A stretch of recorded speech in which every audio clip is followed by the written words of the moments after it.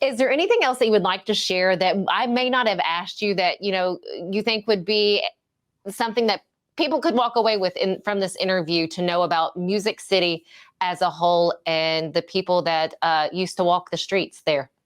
Well, Stephanie, thank you. I think, of course, it's in it's in the book, um, but basically, Nashville still. To tell you the story, to elaborate a little bit, Nashville's still a really great place. It's a really great city, but it has changed dramatically.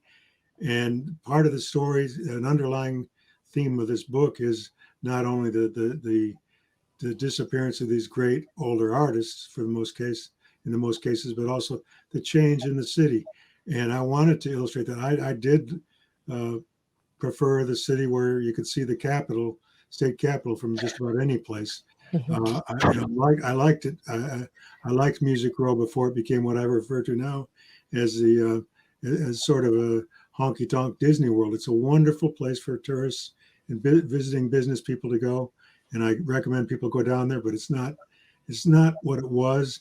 Just like the music, and I have friends, current musicians. And I do try to follow some of them, but the music is not the same as these people who created. This book is about the folks who actually created Music City.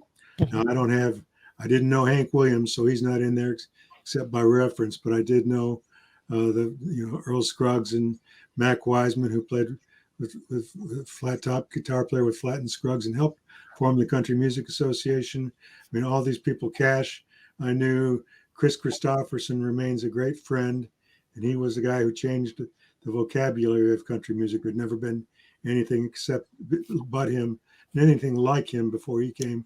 Bobby Bare, who was my first acquaintance in Nashville, and there's a long story about that early in the book, about how I met Bare in the summer of 1972. But he remains somebody I call at least once a week. The same formula as I used to call all 30 people now.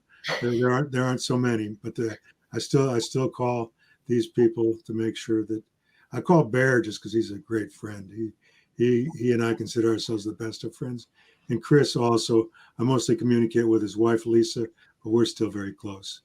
So I don't know if that answered your question though. It does. I love that. And I just thank you that you shared all of this. And I hope people will go out and find your book, Tim Ghianni, The Pilgrims, Pickers, and Honky Tonk Heroes, now out in bookstores. Am I correct in saying that? Yes, it's in bookstores in Nashville.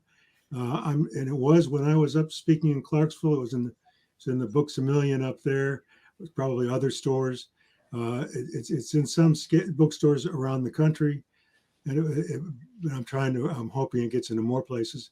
But it's also available on you can look online in any online retailer, not just Amazon, but if you don't do Amazon, there are several others. In Nashville, all Parnassus and Country Music Hall of Fame has it. Their museum store. Grimey's, the great used record store in East Nashville, they've got it, and a lot and Barnes and Noble and all those folks do have it.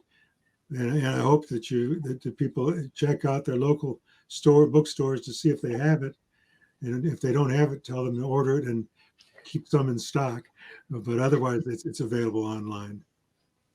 Tim Ghianni, thank you so much. An honor and a privilege just to talk with you today. I appreciate you and appreciate you capturing all of the stories that you did.